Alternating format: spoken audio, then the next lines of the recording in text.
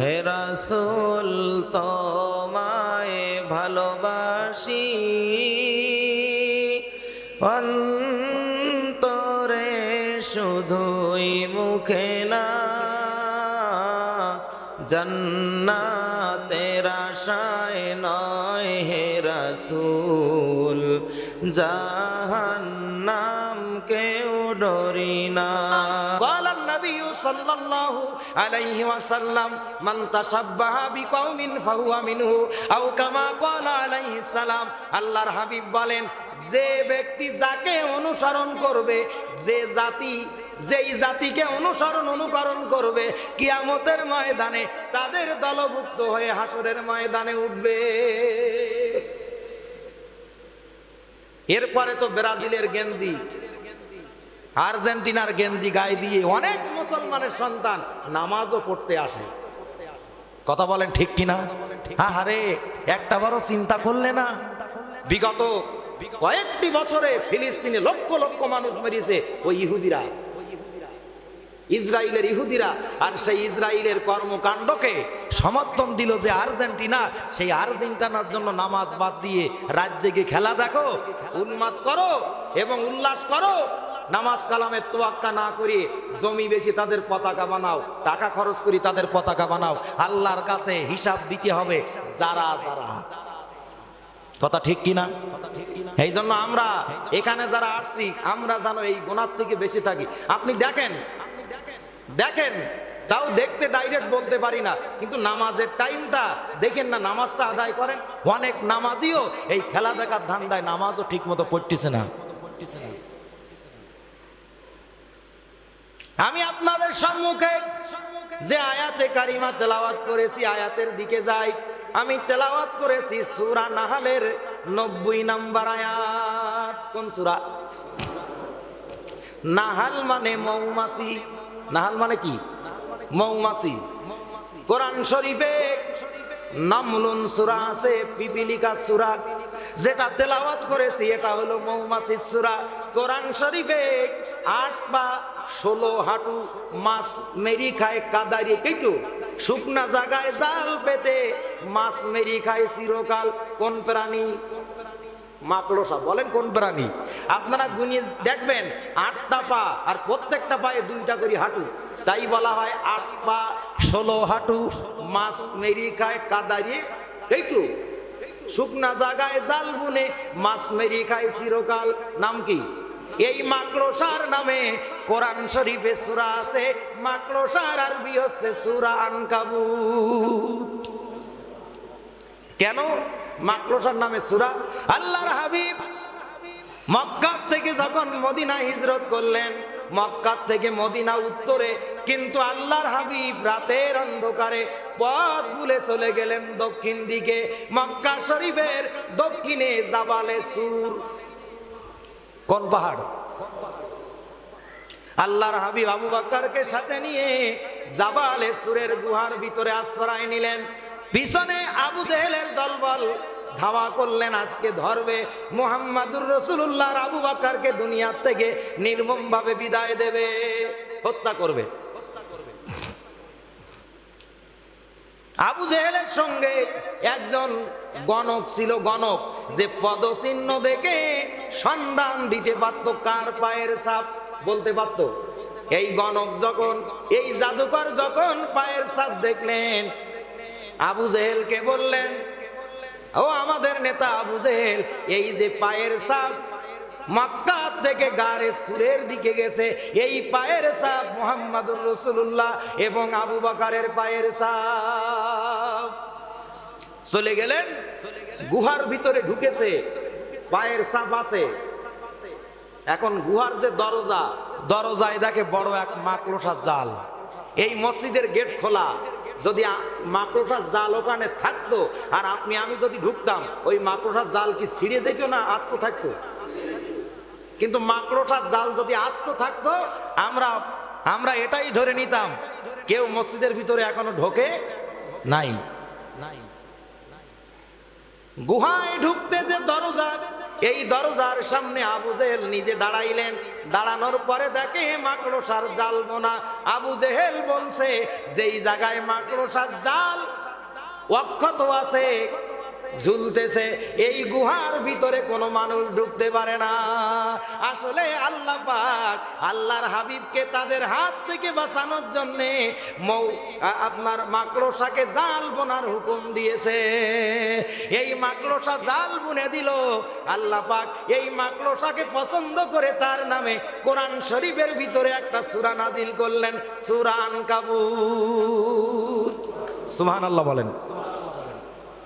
আর আমি যেটা পড়েছি সূরা নাহাল, মৌমাছির সূরা। আল্লাহর হাবিব দিনের দাওয়াত দিচ্ছেন, ক্লান্ত শরীর নিয়ে পাহাড়ের পাদদেশে একটু বিশ্রাম নিলেন। এখন পাহাড়ের ঝুলে আছে মৌচাক। কোরআন শরীফে আছে 3 জায়গায় মৌমাছি চাক বাঁধে, ঘরের কার্নিশের তলায়, পাহাড়ে আর গাছে। এই 3 জায়গায় ছাড়া মৌমাছি কোনো জায়গায় চাক বাঁধে না। আল্লাহর হাবিব শুয়ে আছে, মৌমাছিরা গুনগুন গুনগুন করতেছে। আল্লাহর হাবিবের ঘুমের ডিস্টার্ব।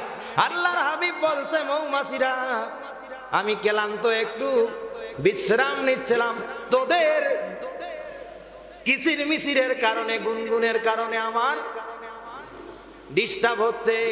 গুনগুন করে তোরা কি পড়িস? বলে, ইয়া রাসূলুল্লাহ, ইয়া হাবিবাল্লাহ, গুনগুন করে আমরা মৌমাছিরা আপনি নবীর উপরে দুরূদ শরীফ পড়ি। মধু কেমনে তৈরি হয়? মৌমাছিরা ফুলের থেকে রস চুষে নেয় মুখের ভিতরে। ওই ফুলের গাছ থেকে রস চুষে নিয়ে তাদের চাকে আসতে যে পথগুলো থাকে, এই পথে যখন উড়ে আসে চাকে বসবে, মুখের ভিতরে আছে ফুলের রস। এই গুনগুন গুনগুন করে আল্লাহর হাবিবের উপরে দুরূদ পড়ে। মৌমাছিরা বলে, ইয়া রাসূলুল্লাহ, ইয়া হাবিবাল্লাহ, ফুলের থেকে রস চুষে নিলাম মুখের ভিতরে, আর প্রতিমধ্যে আসার পথে আপনার উপরে দুরূদ পড়লাম। দুরূদ পড়া শেষ, মুখের ভিতরে যে ফুলের রস ছিল, দুরূদ পড়া শেষ হওয়ার পরপরই আল্লাহ পাক ওই ফুলের রসকে মধুতে রূপান্তরিত করে দেয়। সুবহানাল্লাহ, সুবহানাল্লাহ। মৌমাছি মধু তৈরি করে। এই মধু আর কালো জিরা, মধু আর হাব্বাতুস সাউদা, কালো জিরা মৃত্যু ছাড়া সকল রোগের ঔষধ। বলেন না সুবহানাল্লাহ। এই মৌমাছির সূরায় আমি তেলাওয়াত করেছি, আয়াত নাম্বার 90। আল্লাহ পাক বলেন, ইন্নাল্লাহা ইয়ামুরু বিল আদলি ওয়াল ইহসান ওয়া ইতাই যিল কুরবা ওয়া ইয়ানহা আনিল ফাহশাই ওয়াল মুনকারি ওয়াল বাগই ইয়াইযুকুম লাআল্লাকুম তাযাক্কারুন। জোরে বলেন সুবহানাল্লাহ। আল্লাহ বলেন, ইন্নাল্লাহা, নিশ্চয় আমি আল্লাহ তাআলা, ইয়ামুরু, হে আমার বান্দারা তোমাদের আদেশ করলাম। আল্লাহ বলছে, হে আমার বান্দারা আমি তোমাদের আদেশ করলাম, বিল আদলে, আদল করার। আদল পাওনাদারের পাওনা মিটিয়ে দেয়ার, ন্যায় পরায়ণতার। 2 নাম্বার ওয়াল ইহসান, আদেশ দিলাম ইহসান করার, দয়া করার। 1 নাম্বার আদেশ আদল, ন্যায় বিচার, পাওনাদারের পাওনা দিয়ে দাও। 2 নাম্বার ইহসান, সৎ ব্যবহার করো, দয়া করো। ওয়া ইতাই যিল কুরবা, আর যারা তোমাদের আত্মীয় স্বজন আছে তাদের প্রাপ্য অধিকার দিয়ে দাও। 3টা আদেশ দিলেন। 2 নাম্বার স্টেপে আল্লাহ 3টা নিষেধ করলেন। ওয়া ইয়ানহা আনিল ফাহশাই ওয়াল মুনকারি ওয়াল বাগই। আল্লাহ বলেন 2 নাম্বার স্টেপে 3টার নিষেধ করলাম। 1 নাম্বার ওয়ায়ানহা, নিষেধ করলাম ফাহাশা, অশ্লীল কাজ না করার। ওয়াল মুনকার, মন্দ কাজ না করার, খারাপ কাজ না করার, অশ্লীল কাজ না করার। এরপরে 3 নাম্বার ওয়াল বাগ, ঝগড়া ফাসাদ সন্ত্রাসী না করার। লাআল্লাকুম তাযাক্কারুন, আমার এই উপদেশগুলো তাদের জন্য কল্যাণকর যারা উপদেশ গ্রহণ করে। সূরা নাহলের 90 নম্বর আয়াতের অনুবাদ এটা। আল্লাহ বলছেন এই আয়াতে 3টা আদেশ, 3টা হলো ন্যায় পরায়ণতা করো, পাওনাদারের পাওনা দাও। পাওনাদারের পাওনা দেয়া এটা ন্যায় কাজ না অন্যায় কাজ? আর অন্যায় কোনটা? পাওনাদারের পাওনা না দেয়া। আল্লাহ বলছে পাওনাদারের পাওনা দিও না না দিও? দিও। এটাকে আদল। আপনি একজনের সঙ্গে লেনদেন করেন, টাকা চাইতে গেছেন, আপনার ন্যায্য টাকা সে হেঁকে দিচ্ছে। এখন চেয়ারম্যান, মেম্বার, এমপি যারা মাতব্বর আছে এদের কাছে অভিযোগ করবেন যে আমার প্রাপ্যটা আমি ফেরত চাই। আর যে মাতব্বর হবে পাওনাদারের পাওনাটা আদায় করে দেওয়া, ওই নেতার জন্য হবে আদল, ন্যায় পরায়ণতা। কথা ঠিক আছে? আর আপনার জন্য কি? পাওনাদারের পাওনা দিয়ে দেয়া। 1 নাম্বার আদেশ। 2 নাম্বার ওয়াল ইহসান, দয়া করা, পিতা মাতার প্রতি সদ্ব্যবহার করা। 3 নাম্বার ওয়া ইতাইজিল কুরবা, আত্মীয়দের হক বুঝিয়ে দেওয়া। অর্থাৎ আপনার আব্বা মারা গেছে, বুনিরা সম্পদ পাবে, অনেক ভাই জোর করে লিখে নাই, দেয় না। আপনার বাবা মারা গেছে, আপনার ফুফুদের সম্পত্তি আপনার বাবার কাছে আছে, আপনারা দেন না, আত্মীয় স্বজনের হক ফেরত দিতে হবে, না দিলে অন্যায় হবে। এই 3টা হলো আদেশ, আল্লাহর হুকুম। আর 3টা নিষেধ। ওয়ায়ানহা, নিষেধ করলাম, ফাহেসা কাজ, অশ্লীল কাজ করবা না। ওয়াল মুনকার, মন্দ কাজ, গর্হিত কাজ করবা না। 3 নাম্বার ওয়াল বাগ, ঝগড়া করবা না, ফাসাদ করবা না, গন্ডগোল করবা না, যুদ্ধ করবা না। অর্থাৎ কি? জোর করি এইগুলো সন্ত্রাস সৃষ্টি করবা না। তাহলে এই আয়াতে 3টা আদেশ, 3টা নিষেধ। আমি একটার আলোচনা করব যেটা 10ই মুহররমের সঙ্গে সম্পর্কিত। এইটা হচ্ছে বিল আদল, ন্যায় পরায়ণতা। ন্যায় পরায়ণতা যারা বিচারক তাদের জন্য আদল। আর আপনি একজনের কাছ থেকে টাকা নেছেন, সে হলো আপনার কাছে পাওনাদার, পাওনাদারের পাওনাদার ফিরিয়ে দেন, এর নাম হলো আদল। আপনাদের মগজে আগে ঢুকান, আমি আপনার কাছে টাকা দিলাম, আপনি আমার কাছ থেকে ধান নিলেন 10,000, পরে যখন ফেরত চাইবো তখন আপনি দিচ্ছেন 9,000। তাহলে কি পাওনাদারের পাওনা 100-এ 100 বুঝিয়ে দেওয়া হলো? স্ত্রীর কাছে স্বামীর পাওনা আছে। স্ত্রীর কাছে স্বামীর পাওনা কি? তার ভরণ পোষণ, ঔষধ হলে দেখা এবং তার সঙ্গে ভালো ব্যবহার করা। আবার স্বামীর কাছে স্ত্রীর পাওনা যেমন আছে, স্ত্রীর কাছেও স্বামীর পাওনা আছে। যে ছেলে মেয়ে মানুষ করবা, রান্না বাড়া করবা, আমার পিতামাতার সেবা করবা, পাওনা আছে তো। ছাত্রের কাছে শিক্ষকের পাওনা আছে, সময় মতো স্কুলে আসবা, ঠিক মতো লেখাপড়া করবা। আবার ছাত্রদের পাওনা আছে শিক্ষকের কাছে, শিক্ষক যারা তারা যেন ঠিক মতন টিচিং দেয়, ক্লাসে ক্লাস করায়। পিতামাতার কাছে সন্তানের পাওনা আছে, যে পিতামাতা জন্ম দিলে হবে না, ইসলাম শিখাইতে হবে, দিন শিখাইতে হবে, ভরণ পোষণ দিতে হবে। আবার সন্তানের কাছে পিতামাতারও পাওনা আছে, যে সন্তান যেন পিতামাতার সেবা করে, পিতামাতার ভালো কথাগুলো মেনে চলে। তাহলে দেখা যাচ্ছে চেয়ারম্যানের কাছেও জনগণের পাওনা আছে, আবার জনগণেরও পাওনা আছে চেয়ারম্যানের কাছে।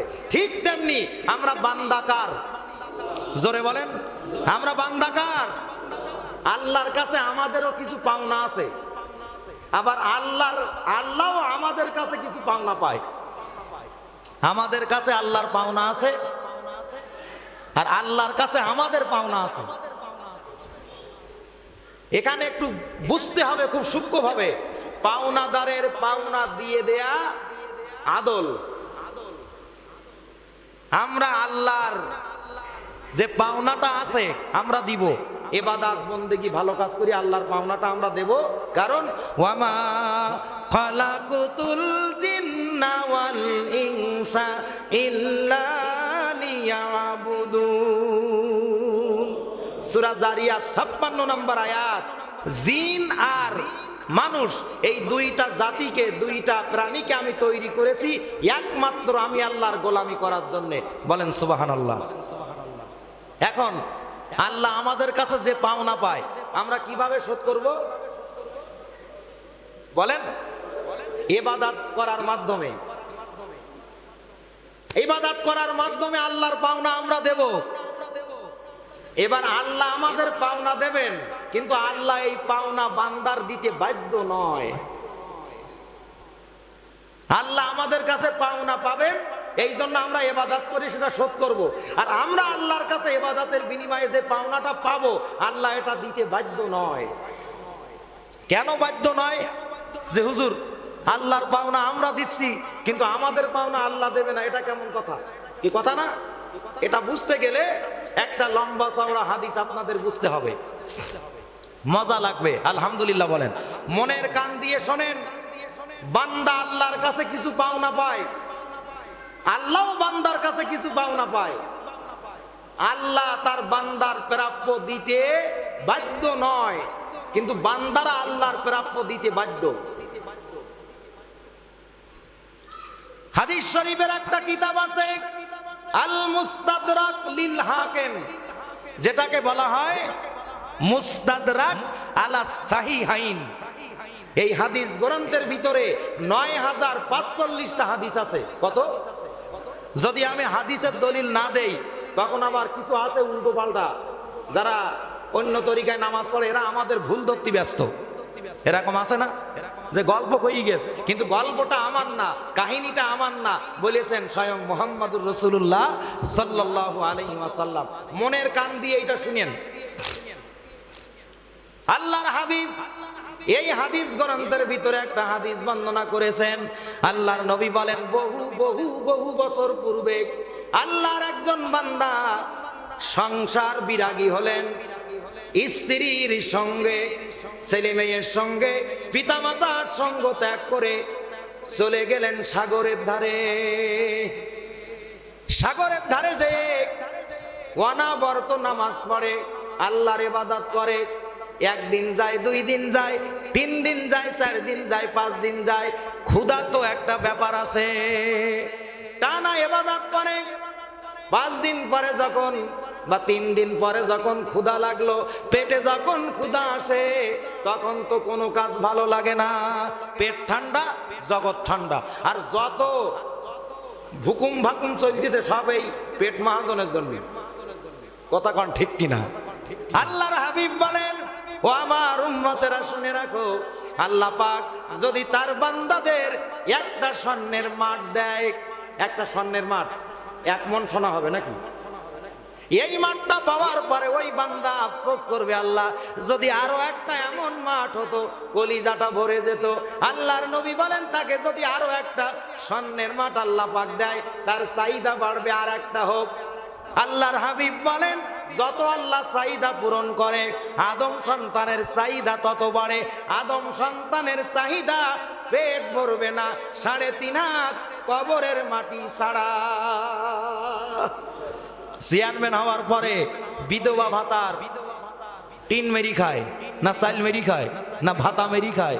গরিবের টিয়ারের চাল, তেরানের টিন সব মেরি খায় এই পেট ঠান্ডা করার জন্য। ওই চেয়ারম্যানের পেট ভরবে সেই দিন, 3.5 হাত মাটির কবরে ঢুকবে যেই দিন। এরকম চেয়ারম্যান আছে না আমাদের এলাকায়? খেয়ে খেয়ে খেয়ে উচ্চন্ন করতেছে। এমন এমপি কি আমাদের এলাকায় আছে যে খেয়ে খেয়ে জনগণের মাল সব শেষ করে দিয়েছে? আছে না ভাই? মসজিদের বাজেট হয়েছে 2 টন চাল, মসজিদ পাবে। এইগুলো আনতে আনতে মানে মাতব্বরদের সই মারতে মারতে মারতে মারতে মারতে মারতে 4 ভাগের 1 ভাগ টাকা তাদের দিতে হয়। হয় কিনা ভাই? এটা ন্যায় পরায়ণতা নয়, এটা হচ্ছে মেরি খাওয়া। কথা ঠিক কিনা? ঠিক বলতে সমস্যা কি? যেটা ঠিক সেটা ঠিক, যদিও আমরা করি, বেঠিক করি, কিন্তু আসলে তো ঠিক নাকি? এখন ওই বান্দার ক্ষুধা লাগছে, ক্ষুধা যখন লাগছে সাগরের ধারে সিজদায় পড়ে গেছে। আল্লাহ, ছেলে মেয়ের খোঁজ নেই না, স্ত্রীর খোঁজ নেই না, পিতা মাতার দেখাশোনা করি না, সব বাদ দিয়ে তোমার পাওনা দিতে আমি ব্যস্ত। একটা সেকেন্ডও সে নিজের কাজে ব্যয় করে না, আল্লাহর কাজেই ব্যয় করে, নামাজ পড়ে। আল্লাহ, নামাজ পড়তেছি, এখানে আমার খানা পিনার কোনো ব্যবস্থা নাই, আমার পেটে তো ক্ষুধা। ও আল্লাহ, তোমার কাছে তো কোনো ব্যাপার না, তুমি আমার জন্য কিছু খাবারের ব্যবস্থা করে দাও। সিজদার ভিতরে আল্লাহর ওই বান্দা এই কথা বলার পরে নবীজি বলছেন, সিজদার থেকে যখন মাথা তুললেন তখন দেখে আল্লাহ রাব্বুল আলামিন তার সিজদার জায়গার সামনে, তার সম্মুখে একটা ডালিম গাছের জন্ম দিলেন। জান্নাতি ডালিম গাছ, যার প্রত্যেকটা ডালে ডালে লাল ডালিম ঝুলতেছে। সুবহানাল্লাহ বলেন। ডালিম খায়, যতই ফল খান, যতই বিরিয়ানি খান, পানি যদি না দেয় বেশি খাওয়া যায় না। কারণ পানি হলো গলা শুকানোর দূর করা, গলা শুকনো দূর করার একমাত্র মেডিসিন। পানি ছাড়া জীবন চলে? জোরে বলেন, চলে না। ওই বান্দা আবার সিজদায় পড়ে গেছে। আল্লাহ, দয়া করে তুমি আমার জন্য ডালিম গাছের ব্যবস্থা করলে, আল্লাহ আপেল গাছের ব্যবস্থা করলে, ফলমূল খাই, পেট ভর্তি হয়, কিন্তু পানি তো নাই। আল্লাহ, তুমি আমার জন্য পানির ব্যবস্থা করে দাও। আল্লাহর হাবিব বলেন, সিজদা থেকে ওই বান্দা যখন মাথা তুললেন, দেখে তার ডালিম গাছের পাশেই জান্নাতি পানির ব্যবস্থা হয়ে গেছে। আল্লাহ পারে। কোরআনুল কারীম সূরা ইয়াসিন 82 নম্বর আয়াতে আল্লাহ বলেন, ইন্নামা আমরুহু ইযা আরাদা শাইয়ান আইয়াকুলা লাহু কুন ফায়াকুন। নিশ্চয় আল্লাহ পাক যখন কিছু তৈরি করার সিদ্ধান্ত নেয়, শুধু বলে কুন, আরবিতে 1.5 অক্ষর, হও ফায়াকুন, সঙ্গে সঙ্গে মুহূর্তও লাগে না, সঙ্গে সঙ্গে তা হয়ে যায়। এখন আল্লাহ বান্দার প্রতি খুশি হয়ে খাবারের ব্যবস্থা করেছে, ফল গাছ, পানির ব্যবস্থা করেছে। এখন আপনারা বলতে পারেন, হুজুর আপনি তো ওয়াজে প্রথমেই বললেন লোকটা সাগরের কিনারায় নামাজ পড়তেছে, তো পানি তো আছে, সাগরের পানি তো মিঠা না, সাগরের পানি লবণাক্ত, লবণাক্ত পানি খাইলে কিডনির সমস্যা হয়। কথা ঠিক কিনা? এখন আল্লাহর হাবিব সাল্লাল্লাহু আলাইহি সাল্লাম বলছেন, সে ওই ফল খায়, ক্ষুধা লাগলে পানি খায়, ইবাদত বন্দেগী করে। আল্লাহর হাবিব বলেন, লোকটা একদিন নয়, 2 দিন নয়, 1 বছর নয়, 2 বছর নয়, 100 বছর নয়, 200 বছর নয়, টানা 500 বছর একাধারে জান্নাতি ফল আর জান্নাতি পানি পান করে অনবরত আল্লাহর ইবাদত করে কাটিয়েছে। 500 বছর। 500 বছর পরে লোকটা নিজের শরীরের দিকে খেয়াল করলেন, চামড়া ঢিলা হয়ে গেছে, মুখে চামড়া ঢিলা হয়ে গেছে, কালো দাড়ি সাদা হয়ে গেছে, কালো লোমগুলো সাদা হয়ে গেছে, মাথার চুল সাদা হয়ে গেছে। লোকটা তখন আন্দাজ করলেন, আমার কবরে যাওয়ার সময় হয়ে গেছে। দাড়ি পাকা, চুল পাকা, এগুলো হচ্ছে মরণের সিগন্যাল। আমার ছেলে বলে আমার বাবার দাড়ি পেকেছে, মেয়ে বলে আমার বাবার চুল পেকেছে, না না না, আমি বলি আমার মরার চিঠি এসেছে।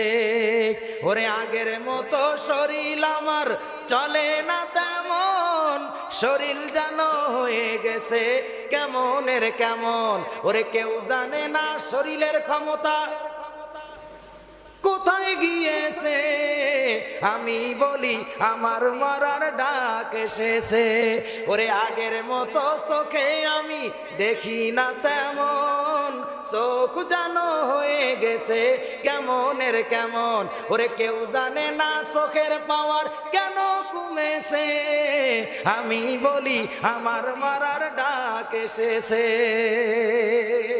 আগে যখন যৌবন ছিল চোখের পাওয়ার এমন ছিল, সকালবেলা এই বুড়োটা যার দাড়ি পেকে গেছে এখন চোখে 300 পাওয়ারের চশমা, এর যখন চামড়া টাইট ছিল, হাঁটুতে বল ছিল, তখন বাজারে যেয়ে ইংলিশ এবং বাংলা পত্রিকা খালি চোখে পড়েছে। এই চোখের পাওয়ার আজকে চুল সাদা হওয়ার কারণে চোখে 300 ভোল্টেজের পাওয়ারওয়ালা চশমা ছাড়া ওই লোকটা এখন খবরের কাগজ পড়তে পারে না। কথা ঠিক তো? একটু জোরে বলেন। চুল পাকা, চামড়া ঢিলা হওয়া মৃত্যুর লক্ষণ, সিগনাল। আল্লাহর হাবিব বলেন, আল্লাহর হাবিব বলেন, আমার ওই সমস্ত উম্মতের জন্য আমার আফসোস হয়, যৌবনের তাড়নায় বান্দারা গুনাহ করতে পারে, কিন্তু যার চুল পেকে গেছে, দাড়ি সাদা হয়ে গেছে, চামড়া ঢিলা হয়ে গেছে, এই বয়স্ক বান্দারা কেমনে আল্লাহর সঙ্গে নাফরমানি করে।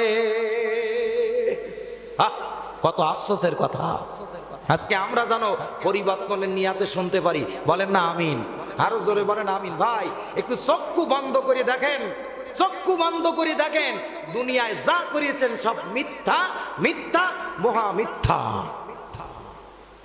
60 বছর বাঁচবো কিনা জানি না, এমন কায়দায় চলি যে বাঁচবো আমি 600 বছর। কথা ঠিক না ভাই? এই জন্য আমাদের পরিবর্তন হতে হবে।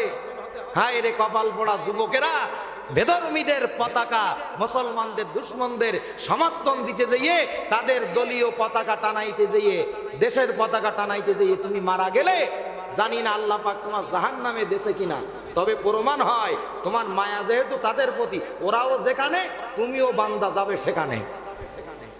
কথা ঠিক কিনা? কারণ কি ভাই? কারণ কি ভাই? কারণটা একটু পরে বলতেছি। ওই যে আল্লাহর বান্দা কয় শত বছর ইবাদত করলেন টানা, ও এলাকার মুসলমানেরা, মা বোনেরা সবাই মনোযোগ দিয়ে শোনেন, মরতেই আমাদের হবে, মরতেই হবে যখন শহীদি মরণ দিও আমাকে। সুবহানাল্লাহ বলেন। কারণ কি? এখানে কঠিন একটা হাদিস আছে, সেটা হলো এই, ওই বান্দা যখন দেখলেন চামড়া ঢিলা হয়ে গেছে, তখন বুঝতে পেরেছি যে আমার মরণের সময়। প্রথম সিজদা দিয়ে চাইলেন, আল্লাহ আমি তো সংসার বাদ দিয়ে তোমার ইবাদত করছি, এখানে আমার খানা পিনার ব্যবস্থা নেই, দয়া করে তুমি আমাকে ফলমূলের ব্যবস্থা করো। আল্লাহ দোয়া কবুল করে জান্নাত থেকে কি গাছ দিল? ডালিম গাছ, আপেল গাছ খায়। দ্বিতীয় সিজদা দিল, আল্লাহ পানির ব্যবস্থা হতে হবে, পানির ব্যবস্থা করলো। তৃতীয়বার ওই বান্দা সিজদায় যে বলতেছে, আল্লাহ সংসার, ছেলে মেয়ে, বিবি বাইল বাচ্চা, পিতা মাতা ছেড়ে দিয়ে একা নির্জনে তোমার ইবাদত করি, তোমার দেয়া ফল খাই, পানি খেয়ে জীবন ধারণ করি। আজকে দেখতেছি 500 বছর পরে আমার চামড়া ঢিলা হয়ে গেছে, আল্লাহ চুলগুলো পেকে গেছে, দাড়িগুলো পেকে সাদা হয়ে গেছে, ভুরু সাদা হয়ে গেছে, শরীরে শক্তি কমে গেছে। আল্লাহ এখন তো আমার মরার সময়, আল্লাহ তোমার কাছে আমি দোয়া করি, দ্বিতীয় এবং প্রথম দোয়া যেমনে কবুল করেছো, তৃতীয় সিজদার দোয়াটাও কবুল করো। তৃতীয় সিজদার দোয়াটা হলো, আল্লাহ আমাকে সিজদা অবস্থায় তুমি মরণ দিবা, আর দিনটা যেন পবিত্র শুক্রবার হয়। সুবহানাল্লাহ বলেন। জুমার দিন হয়। আর আপনারা বলতে পারেন, হুজুর সিজদায় কেন? আল্লাহর নবী লম্বা হাদিসে বলেছেন, যে যে অবস্থায় মারা যাবে, কবর থেকে পরকালে সেই অবস্থায় উঠবে। যদি কোনো ব্যক্তি সিজদারত অবস্থায় মারা যায়, সিজদার থেকে তুলে কবরস্থ করবেন, ওই কবর থেকে হাসরের ময়দানে যেই দিন উঠাবেন, সিজদারত অবস্থায় উঠবেন। আল্লাহ বলবে, বান্দা এমনে কেন আছো? বান্দা বলবে, আল্লাহ দুনিয়া থেকে সিজদায় অবস্থায় তুমি আমাকে মালাকুল মউত দিয়ে রূহ কবজ করে মৃত করেছিলে। এই হাদিস প্রমাণ করে, যারা শহীদ হয় এদের রক্ত মাখা জামা কাপড় অবস্থায় দাফন করা হয়। উহুদের ময়দানে যারা গেছেন, 70 জন সাহাবীর কবর, প্রত্যেকটা সাহাবী উহুদের ময়দানে কবরস্থানে জীবিত আছে, অর্থাৎ যে অবস্থায় রাখা হয়েছিল জামা কাপড় সহ পচে নাই, অক্ষত আছে। বলেন সুবহানাল্লাহ। এক একটা কবরে 2 জন 3 জনকে আল্লাহর নবী বিনা গোসলে দিতে বলেছিলেন। একজন সাহাবী বলছেন, হুজুর গোসল কেন দিব না? বলে, এরা এই জামা কাপড় রক্ত অবস্থায় শরীর অক্ষত অবস্থায় নয়, ক্ষত অবস্থায় তারা আল্লাহর দরবারে উঠবে। আল্লাহ বলবে তোমাদের অবস্থা এমন কেন? এই উহুদের ময়দানের শহীদ সাহাবীরা বলবে আল্লাহ এই পোশাক পরে পিতামাতার কাছ থেকে বিদায় নিয়ে আসছিলাম, বিদায় দাও, বিদায় দাও। নবীর ডাকে ইসলামের জন্যে যুদ্ধে যাচ্ছি, যদি শহীদ হয়ে যায় আর কিন্তু বাড়ি আসতে পারবো না, বিদায় দাও, দেখা হবে হাসরের ময়দানে। ও আল্লাহ এই জামা কাপড় নিয়ে শাহাদাত বরণ করেছি, এই অবস্থায় তোমার দরবারে আমরা দাঁড়িয়েছি। আল্লাহ বলবেন কেরামান কাতিবিন, আমার এই উহুদের যুদ্ধে শাহাদাত বরণকারী সাহাবীদের আমলনামার খাতা খোলার দরকার নাই, দরকার নাই, দরকার নাই। ওরে দোয়ান এদেরকে তুমি বিনা হিসাবে জান্নাতে প্রবেশ করিয়ে দাও। লোকটা বলল আল্লাহ আমার মরণ দিবা সিজদারত অবস্থায়। হাদিসের ব্যাখ্যায় আছে যদি কেউ স্বামী স্ত্রী মেলামেশার পরে গোসল না করে ফজর পর্যন্ত মাপ, ফজরের আজান দেবে, স্বামী স্ত্রী যদি ফরজ গোসল না করে এরপরে যদি মারা যায় ওই নাপাকি অবস্থায় হাসরের ময়দানে উঠতে হবে। কিন্তু প্রমাণ চাবেন হুজুর ফজর পর্যন্ত কেন মাপ? আল্লাহ বলছে স্বামী স্ত্রী হালাল ভাবে সহবাস করে, এই জন্য এটা হালাল থাকে ফজর পর্যন্ত। তবে স্বাভাবিক অবস্থা যখন শিথিল হবে দুইজন কিছুক্ষণ শুয়ে থাকবে, তারপরে উজু করে ঘুমায়ে থাকবে, ফজর পর্যন্ত আল্লাহ পবিত্রতা বজায় রেখে দেবে। আজান হইলে পরে উজু নষ্ট হবে, ফরজ গোসল করতে হবে। বলা হয়তো খারাপ লাগতেছে কিন্তু এই গুনাহ অনেকেই করে, অনেকেই করে। স্বামী স্ত্রী মেলামেশা করে নামাজ তো পড়ে না, এই নাপাক শরীর নিয়ে মাঠে ময়দানে কাজ করতে যায়, ওই অবস্থায় যদি মরে এই নাপাকি অবস্থায় হাসরের ময়দানে উঠতে হবে। আল্লাহ আমাদের যেন হেফাজত করেন, বলেন আমিন। রাগ করতেছেন ভাই? এবার আপনারা উত্তর দেন হাদিসের ব্যাখ্যা। যারা ব্রাজিলের পতাকা টানাইলো নামাজ বাদ দিয়ে আর কারেন্টের শটে মরি গেল, ও কি নিয়ে উঠবে? কথা কর না কেন? কি বলতে ভয় লাগে নাই? যে যে অবস্থায় মরবে, আমি যদি ওয়াজ করতে করতে এই জায়গায় মারা যাই, এই অবস্থায় কবর থেকে আল্লাহ পাক আমারে তুলবে। যে যে অবস্থায় থাকেন, কেউ ডাকাতি করতে যেই যদি মরে ওই অবস্থায় ওই হাতে রান্দা অবস্থায় উঠবে। গেল এক। দুই নাম্বার হলো শুক্রবার কেন বলল? আল্লাহর হাবিব বলেন কোন ইমানদার ব্যক্তি যদি শুক্রবারে ইন্তেকাল করে, আজকে হাদিসটা জুমার নামাজের পরে বাড়ি যেয়ে পড়লাম, এই হাদিসটা অনেক আগে। আর এক রকম আমি আপনাদের বলেছি জুমার দিনে নামাজি মরলে কবরের আযাব মাফ। আর এই হাদিসটা পড়লাম ইমানদার নামাজি ব্যক্তি যদি জুমার দিনে ইন্তেকাল করে, জুমার দিন কোন জায়গা থেকে? ফজরের ওয়াক্তের থেকে মাগরিবের ওয়াক্তের আগ পর্যন্ত আমরা যেখান থেকে রোজা রাখি আর রোজা ভাঙে, এইটা হলো সেই দিনের এরিয়া। ঠিক এই টাইমে যদি কেউ মরে, আল্লাহর নবী বলেন সেই ইন্তেকালের সাথে সাথে আল্লাহ পাক জান্নাতের 70,000 নূরের তৈরি রহমতের ফেরেশতা দিয়ে তার কবরস্থান পাহারা দেয়া। 70,000 নূরের তৈরি ফেরেশতারা শুক্রবারে যে ইমানদার নামাজি মারা গেল তার কবর পাহারা দেয়। বলেন না সুবহানাল্লাহ। যখন ওই ব্যক্তির জানাজা হয় এই ফেরেশতারা ওই বান্দার জানাজায় শরীক হয়। সুবহানাল্লাহ বলেন। লোকটা এ দোয়া আল্লাহ কবুল করলো। আল্লাহর রাসূল বলছেন লোকটা মারা গেল নামাজের সিজদারত অবস্থায়, দিনটা হলো শুক্রবার, জুমার দিন। সুবহানাল্লাহ বলেন। এখন আল্লাহর হাবিব বলেন এই লোকটা পরকালের ময়দানে উঠবে সিজদারত অবস্থায়। ওঠার পরে আল্লাহ পাক তার আমলনামার খাতাটা খুলবে। আল্লাহর বান্দার ভিতরে এখন কথা হবে। সুবহানাল্লাহ বলেন। কথোপকথন হবে। আল্লাহ বলবে বান্দা আমলনামা খুলে দেখছি তুই টানা 500 বছর আমার পাওনা দিয়েছিস, ইবাদত আল্লাহর পাওনা নাকি? তা বান্দা বলবে আল্লাহ হ্যাঁ। তখন বান্দা বলবে আল্লাহ কত বছরের পাওনা পাইছেন? বলে 500 বছরের। বান্দা 3 বার বলবে, আল্লাহ 3 বার হ্যাঁ বলবে। পেয়েছি। কয় বছরের? 500 বছরের। আল্লাহ আপনি খুশি আছেন? বলে হ্যাঁ খুশি আছি। আল্লাহ পাকের চেহারাটা তখন হাস্য উজ্জ্বল হবে। বান্দা বলবে আল্লাহ আপনি হাসতেছেন, কিন্তু আপনার একটা কথা তো এখনো পূরণ করতে বাকি আছে। আপনি আমার কাছে পাইতেন পাওনা, আমি আপনার পাওনা দিলাম কয়শো বছরের। এখন আপনি আমার কাছ থেকে আপনার পাওনা নেছেন, এখন আমার একটা পাওনা আছে, সেইটা দেবেন না? পাওনাটা কি জোরে বলেন? পাওনাটা কি? জান্নাত। আল্লাহ তখন জান্নাতের ফেরেশতাদের ডেকে বলবে, ফেরেশতারা আমার এই বান্দাকে আমার দয়ায় জান্নাতে প্রবেশ করাই দাও। ওই বান্দা তখন বলছে আল্লাহ আমি আপনার পাওনা দিছি, বিনিময় আপনি আমার পাওনা দেবেন, তো দয়া কেন?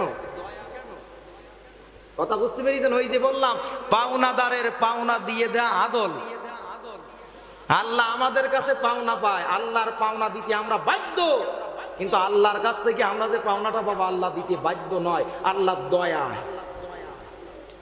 উদাহরণটা একটা দিলে বুঝতে পারবেন। আমি 1 লাখ টাকা নিয়েছি সভাপতি ভাইয়ের কাছ থেকে, তাহলে উনি আমার পাওনাদার নাকি? পাওনাদার না? এখন বলেছিলাম ভাই 1 মাস পরে কাজ মিটাই টাকাটা দেব। এখন ভাই বলতেছে 1 মাস হয়ে গেছে, আগামী জুমার দিন টাকাটা দেবেন। তা আমি ভাইরে দিচ্ছি 80,000 টাকা। কত? ভাই গুনে দেখতেছে কম কত? 20,000 কম। তখন ভাই বলবে দিলাম আমি 1 লাখ, বিনিময়ে দিচ্ছো 80,000, আমার পাওনা ফুলবিল পরিশোধ করো। যদি ফুলবিল পরিশোধ না করি পাওনাদারের পাওনা ঋণদাতা ঠিক মতো দিতে পারলো না। এইবার 20,000 টাকা বের করি বললাম এই দয়া করি 20,000 টাকা দিলাম, তখন ওনার জুতো কি আর পায়ে থাকবে? কেন? আমার ন্যায্য টাকা আবার দয়ায় বান্দা বলবে আল্লাহ আপনার পাওনা দিলাম 500 বছরের ইবাদত, এখন আপনার কাছে আমি পাওনা পাবো, তা দয়া কেন? আল্লাহ তখন বলবে বান্দা দয়ায় জান্নাত চাইবা না? শোনো, মাতৃগর্ভে তুমি যখন জন্ম নিয়েছিলে আমি ইচ্ছা করলে মায়ের গর্ভ থেকে তোমার 2টা চোখ অন্ধ করে ডেলিভারি করাইতে পারতাম। ও বান্দা দেখো নাই কত বান্দা কত বান্দি মায়ের পেট থেকে অন্ধ অবস্থায় দুনিয়ায় যায়। তুমি যে 500 বছর ইবাদত করেছো, আমার পাওনা দিয়েছো, যদি আমি আল্লাহ মাতৃগর্ভ থেকে তোমার অন্ধ করে দুনিয়ায় পাঠাতাম, এই 500 বছরের ইবাদত কোন চক্ষুষ্মানকে দিয়ে যদি বলতে এইটার বিনিময়ে তোমার ভালো চোখ দুটো দাও, কেউ কি দিত?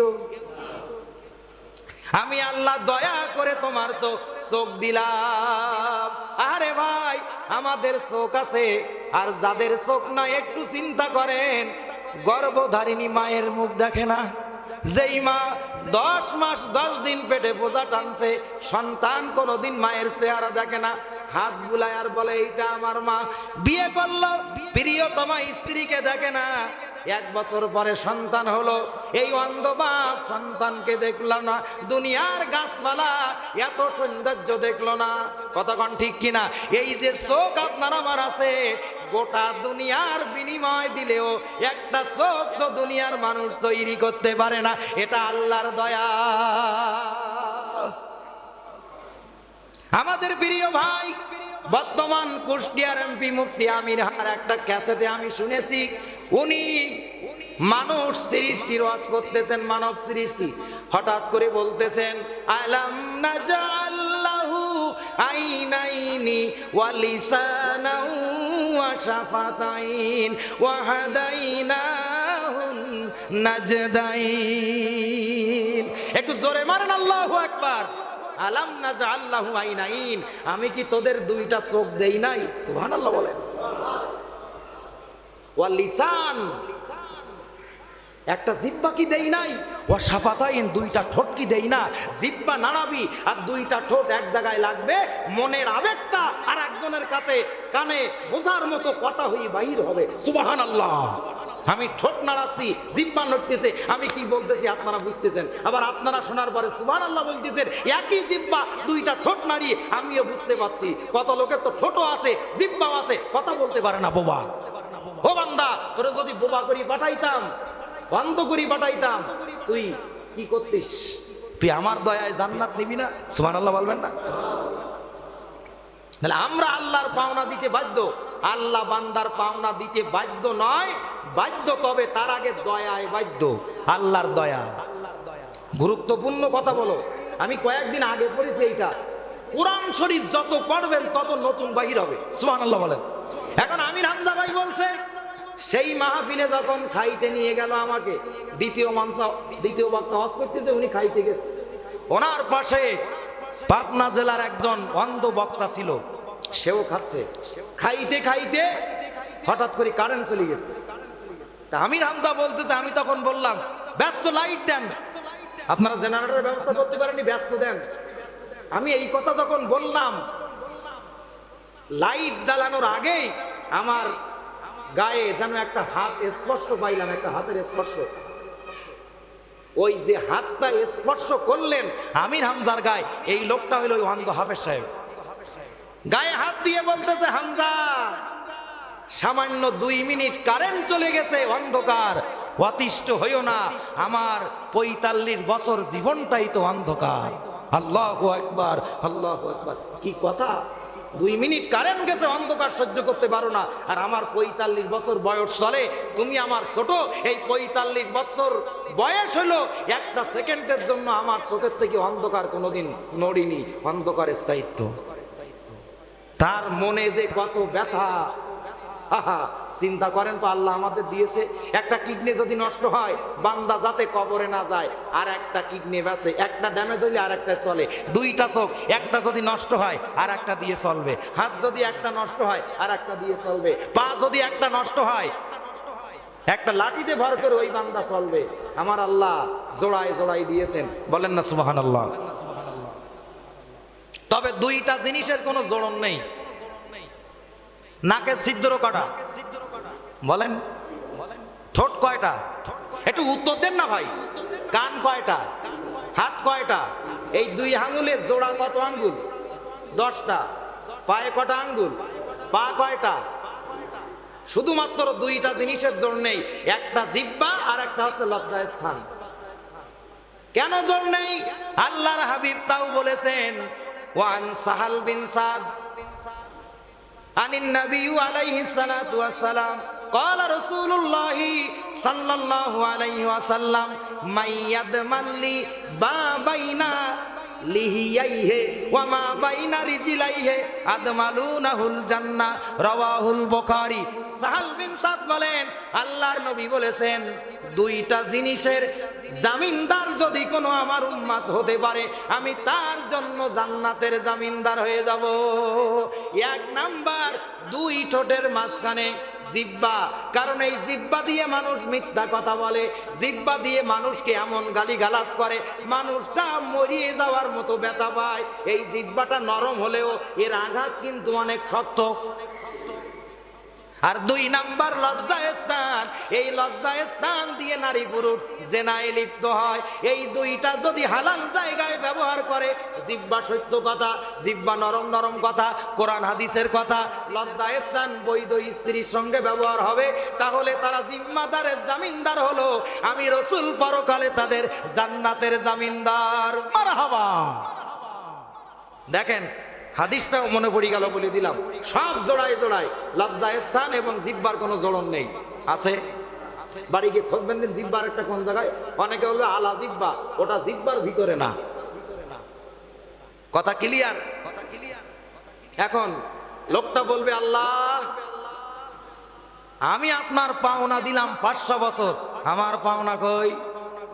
তা আল্লাহ বলছে, আমার দয়ায় জান্নাত। বলে, দয়ায় জান্নাত হবে না।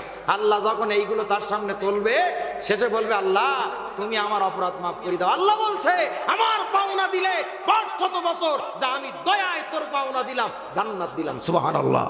এই জন্য বিল আদলে তোমরা আল্লাহর পাওনা দাও, আল্লাহ তোমাদের পাওনা দেবে, এমনটা ধারণা করো না, আল্লাহর দয়ায়। এই জন্য আমরা নামাজ পড়ি, রোজা রাখি, দান করি, ভালো কাজ করি, এর বিনিময়ে জান্নাত পাওয়ার আশা রাখি না, আল্লাহ যদি দয়া না করে।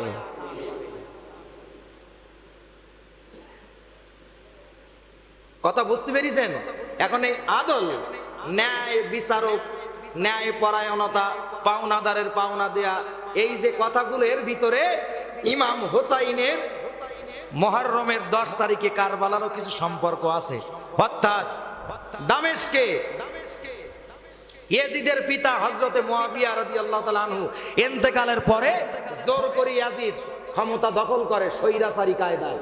শেখ হাসিনার মতো একবার বসলে আর চেয়ার ছাড়িনি, চেয়ার ও ছাড়িনি না, ও চেয়ার ছাড়িনি, আল্লাহই জানে। 17 বছর চলে গেছে, মানে সুপার গুলো ছিল। উনি হয়তো চেয়ার ছাড়তেছে, কিন্তু চেয়ার পাশায় জড়াল দেখতো। স্বৈরাচারী কায়দায় ইয়াজিদ ক্ষমতা দখল করলো, বায়াত নিতে আরম্ভ করলো। আব্দুর রহমান ইবনে আবু বকর, হযরত আবু বকর রাদিয়াল্লাহু আনহুর সন্তান, আব্দুল্লাহ ইবনে জুবায়ের, আব্দুল্লাহ ইবনে ওমর, এই সমস্ত সাহাবীরা এবং আল্লাহর রাসূলের নাতি ইমাম হোসাইন ইয়াজিদের হাতে বায়াত নিতে, ইয়াজিদের হাতে বায়াত নিতে অস্বীকার করেছিলেন। কারণ সে হচ্ছে স্বৈরাচার, জালেম। তার হাতে বায়াত নেওয়া মানে তাকে সমর্থন দেয়া, আর তাকে সমর্থন দিলে আমার নানা মুহাম্মদুর রাসূলুল্লাহ সাল্লাল্লাহু আলাইহি ওয়াসাল্লামের ন্যায় পরায়ণতার যে স্টেট কায়েম করে গেল, খেলাফত, এটা ভুলণ্ঠিত হবে। নবীজির দান মোবারক শহীদ হওয়া ইসলাম, রক্ত ঝরা ইসলাম সে সর্বনাশ করে দেবে। কাজেই আদলের সঙ্গে আল্লাহর নবীর সম্পর্ক, সাহাবীদের সম্পর্ক, তাবাতাবিদের সম্পর্ক, আয়াম্মায়ে মুস্তাহিনের সম্পর্ক, আমরা যারা নেতা হব আমাদেরও আদল করতে হবে, ন্যায় বিচার করতে হবে, অন্যথায় পরকালে জাহান্নাম পেতে হবে। এখন কথা হলো ভাই, এই মুহররম মাসের 10 তারিখে 61 হিজরিতে কারবালা অনুষ্ঠিত হয়। কত হিজরি? জোরে বলেন। আল্লাহর হাবিব সাল্লাল্লাহু আলাইহি ওয়াসাল্লাম মক্কা থেকে যেই দিন মদিনায় হিজরত করে, ওই দিন থেকে হিজরি সাল গণনা শুরু।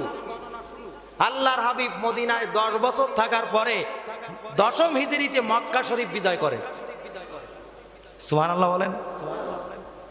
তাহলে নবীজি যখন মক্কায় আসলেন 10ম হিজরি, ওই একই বছরে আল্লাহর হাবিব দুনিয়ার থেকে বিদায় নিচ্ছেন। আল্লাহর নবী দুনিয়ার থেকে ওফাত বরণ করলেন 10ম হিজরিতে। আর ইমাম হোসাইন নবীজির নাতি শাহাদাত বরণ করলেন কারবালার ময়দানে 61 হিজরিতে, আল্লাহর হাবিব ইন্তেকালের 51 বছর পরে।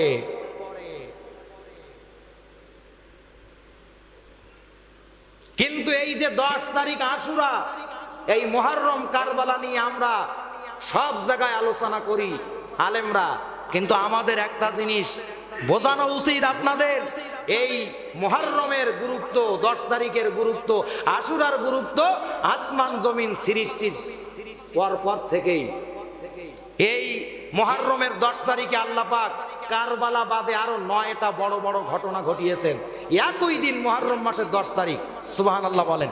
সবচাইতে নির্ভরযোগ্য মত, মূসা আলাইহিস সালাম বনি ইসরাইলদেরকে নিয়ে বাহারে কালজুম লোহিত সাগরের উপরে লাঠি ফেলে দিলেন, 12টা পিসের রাস্তা হলো। বনি ইসরাইলের 12টা কওমকে নিয়ে আল্লাহর নবী মূসা ফেরাউনের কবল থেকে পরিত্রাণ পান। ওই দিন ছিল মুহররম মাসের 10 তারিখ। আল্লাহর নবী মক্কা থেকে মদিনায় হিজরত করার পরে উনি দেখলেন মদিনার ইহুদিরা 10ই মুহররমে রোজা রাখে। আল্লাহর নবী বলছেন, তোমরা রোজা রাখো কেন? বলে, আমাদের নবী মূসা আলাইহিস সালাম, ইহুদিদের নবীকে, এই 10 তারিখে ফেরাউনের কবল থেকে নাজাত পেয়েছিলেন, এই জন্য আমরা আল্লাহর শুকরিয়া হিসাবে 10 তারিখে রোজা রাখি। আল্লাহর নবী বলছেন, এটার অধিকার তো আমাদেরও আছে আরো বেশি। এই জন্য ও আমার উম্মতেরা, তোমরা আগামী বছর থেকে মুহররমের 2টা রোজা পালন করবা। 10 তারিখ এর সাথে 9 অথবা 11 যোগ করে 2টা রাখবা। একটা রাখে ইহুদিরা, ইহুদিদের বিপরীত আমরা রাখবো। রমজানের পরেই মুহররমের 2টা রোজার ফজিলত। আরো জোরে বলেন। যারাই মুহররম মাসের 2টা রোজা ইখলাসের সঙ্গে রাখবে, আল্লাহর নবী বলছেন 1 বছরের সগীরা গুনাহ আল্লাহ মাফ করে দেবে। একটু জোরে বলেন। এই আশুরায় মুহররমের এই কারবালা সহ আরো 10টা ঘটনা।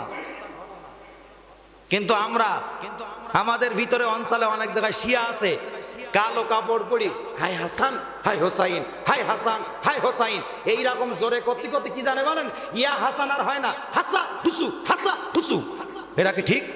ইমাম হাসান এবং ইমাম হোসাইন জান্নাতের যুবকদের সর্দার, নবীজির কলিজার টুকরা, ফাতেমার নয়নের মণি, তাদের নিয়ে যারা এরকম নাম বিকৃতি করে, এটা আসলে ইসলাম না।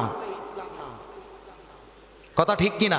ইয়া হাসান ইয়া হুসাইন, এবার জোরে যখন স্পিড হয় তখন ইয়া হাসানা না, ইয়া হাসা ইয়া সামাওয়াতি ওয়াল আরদা। সুবহানাল্লাহ।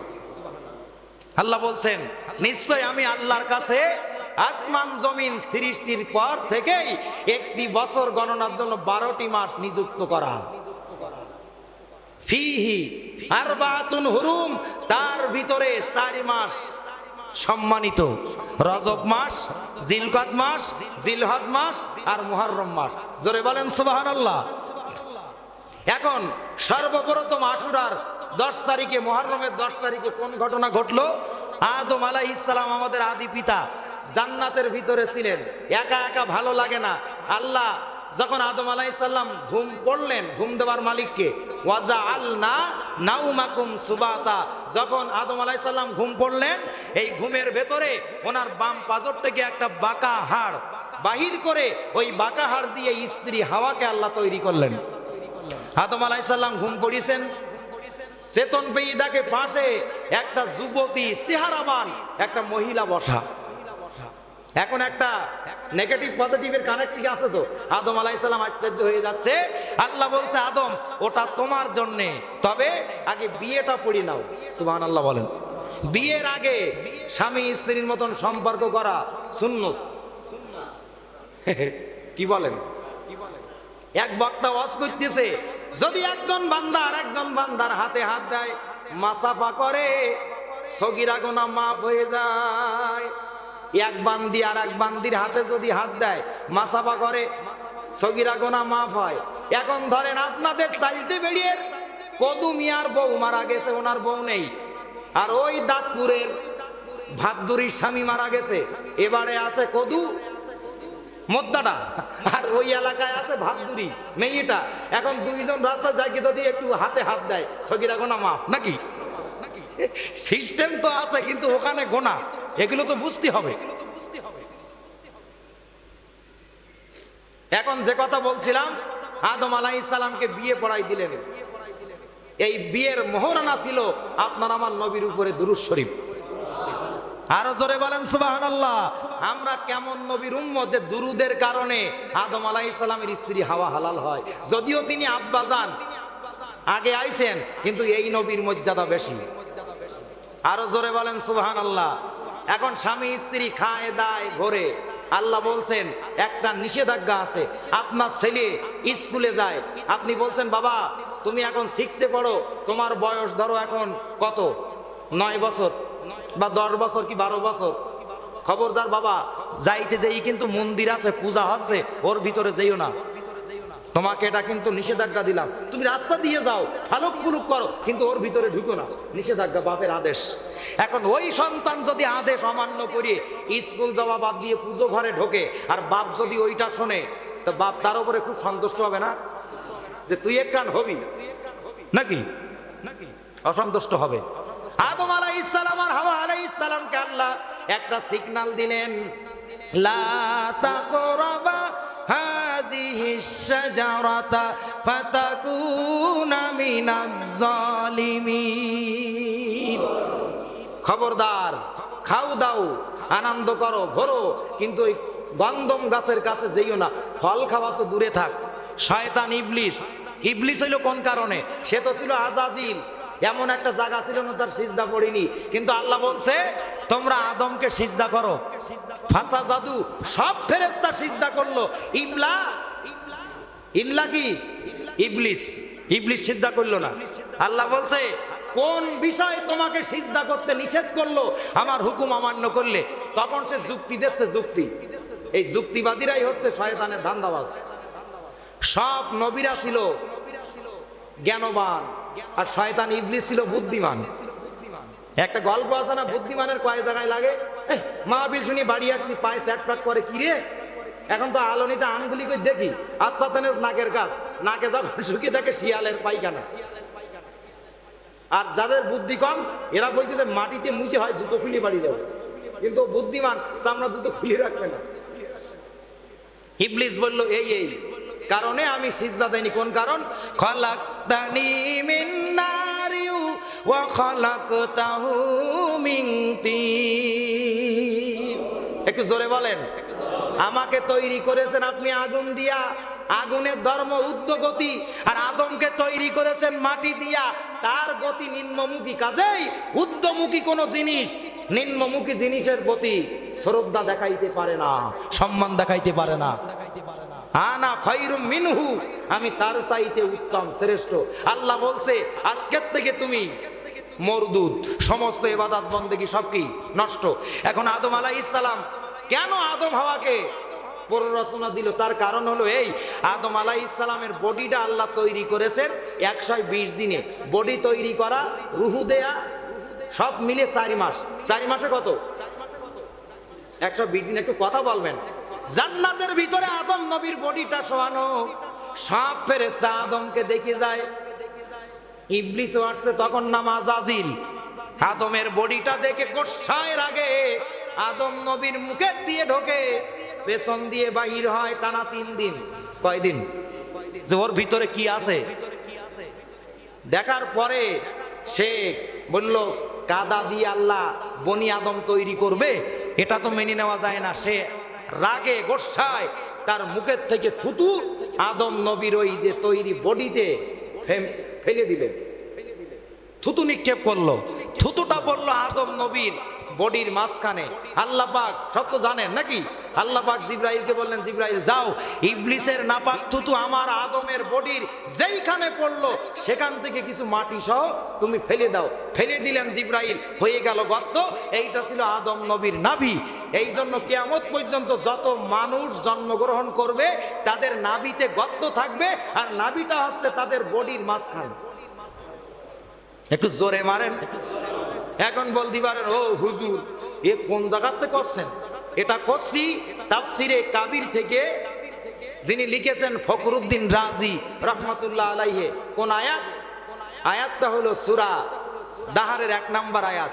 হাল আতা আলাল ইনসানি হিনুম মিনাদ দাহরি লাম ইয়াকুন শাইয়াম মাজকুরা।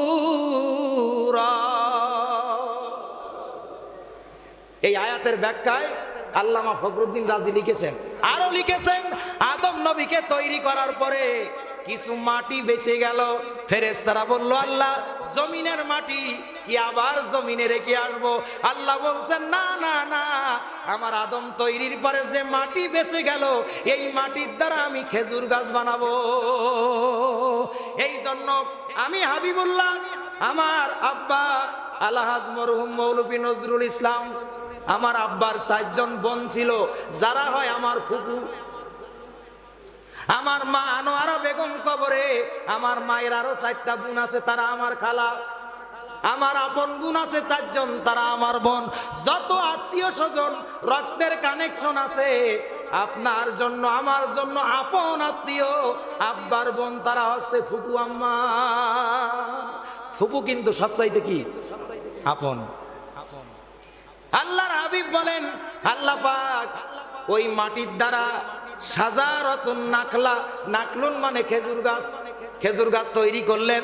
ইবনে মাজার হাদিসে আল্লাহর নবী বলেন, খেজুর গাছ মুসলমানদের ফুফু আম্মা। সুবহানাল্লাহ, একটু জোরে বলেন। এই জন্য দেখবেন যারা এখানে বুড়ো মানুষ আছেন, বয়স্ক, তারা বুঝবেন, আপনি যদি বাবলার কাটা ফোটান কিছুক্ষণ পরে ওখানে থাকবে যেখানে ফুটিয়েছে। আপনি যদি কুলের কাটা ফুটে যায়, কোথাও ভিজে যায়, যেখানে ছিল সেখানে। কিন্তু খেজুর গাছের কাটা যদি ফুটে যায় ও ক্রমান্বয়ে কিন্তু ভিতরে ঢুকতেই থাকবে। এর সাথে মুসলমান এবং মানুষের ব্লাড কানেকশন আছে।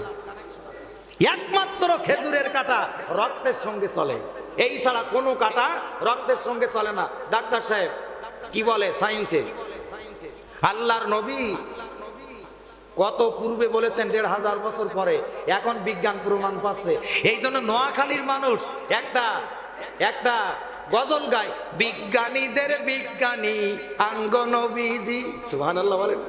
বিজ্ঞানীদের বিজ্ঞানী আঙ্গ নবীজি। এখনকার বিজ্ঞানীরা রকেট চড়ে চাঁদের দেশে যায়, আঙ্গ নবী, আঙ্গ নবী বোরাকের পিঠে আল্লাহর দেশে যায়।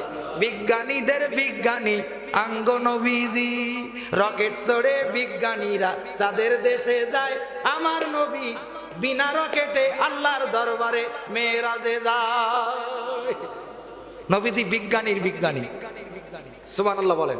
আল্লাহর হাবিব বলছে দৈনিক 5 বার উযু করবা, এই হাতে কোনো জীবাণু ধরবে না।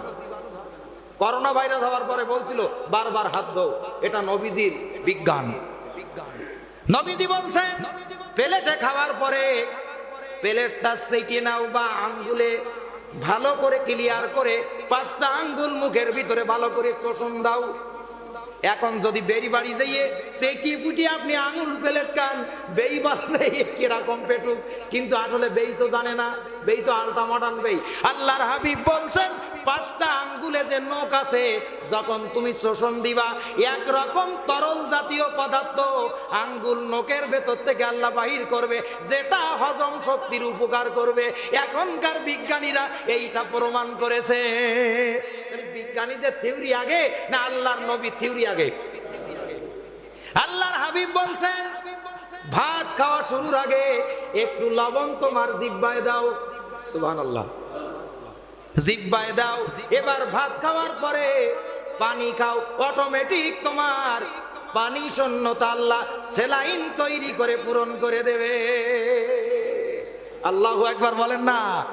একটা কিতাব আছে তিব্বুন নববী, আমার কাছে আছে তিব্বুন নববী, চিকিৎসা, নবীজির চিকিৎসা কি, সাপে কামড় দিলে কি, জন্ডিস হলে কি, পাকড়া হলে কি, ক্যান্সার হলে কি, তিব্বুন নববী। আর পোশাক পরিচ্ছেদ যা আছে এগুলো হলো শামায়েলে তিরমিজি, সব আলাদা আলাদা বাংলায় হয়ে গেছে। বাংলাও আছে আমার কাছে, আরবিতেও আছে, বলেন না সুবহানাল্লাহ। এখন ওই যে ইবলিস থুতু নিক্ষেপ করেছে রাগে গোসায়, এখন অপরাধী হইল 3 জন। মূল অপরাধ করেছে ইবলিস, আর আদম হাওয়া আল্লাহর আদেশ ওভারটেক করি, ছেলে যেমন ওভারটেক করি পুজো মণ্ডপে গেছে বাপ খুশি, আল্লাহর হুকুম অমান্য করে যেই মাত্র গন্ধম নিয়ে 2 জন খাইবে, শরীর থেকে জান্নাতের পোশাক চলে গেল, উলঙ্গিনী হয়ে গেল, উলঙ্গ হয়ে গেল। এইদিকে কি অবস্থা, কি ক্লিয়ার? তারপর ক্লিয়ার কিনা একটু খোঁজ নেন ভাই, অনেকক্ষণ হয়ে গেছে। 11:30টায় শেষ করবো, আর মোটে টাইম আছে কিন্তু 11 মিনিট, একটু খেয়াল নেন, অনেকক্ষণ হয়ে গেছে, আর কষ্ট হচ্ছে। এখন যে কথা বলছিলাম, পোশাক যখন চলে গেল, জয়তুন গাছের 8টা পাতা আদম নবী পারলেন, 3টা দিয়ে তিনি লজ্জায় স্থান ঢাকলেন, 5টা দিয়ে আম্মা জান হাওয়াকে ঢাকালেন।